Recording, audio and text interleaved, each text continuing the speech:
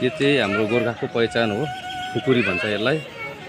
यसलाई हामीले खेतमा आली लाउँदाखेरि यो चाहिँ यसलाई चामकोदली भन्छ। यसमा यो हँसिया घाँसहरू काट्ने, त्यस्तै पाराले यो फेरि बन्चरो, यो कि दाउरा चिर्ने।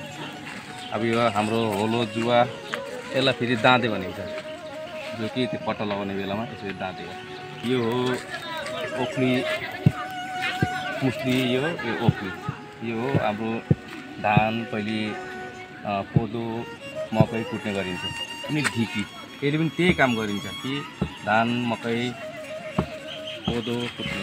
अब यो डुङ्गा, यो हाम्रो एकदम पारम्परिक डुङ्गा हो। त्यो पहिले अब मान्छे तार्ने काम गर्थ्यो, अहिले पनि जग्गा जग्गामा छ। त्यो टोकरी अब माछा मारेर चाहिँ लगाउने। यो जाल हाम्रो ट्रेडिसनल हो, त्यो जालले चाहिँ माछा पक्रेर चाहिँ यहाँ लगाउने।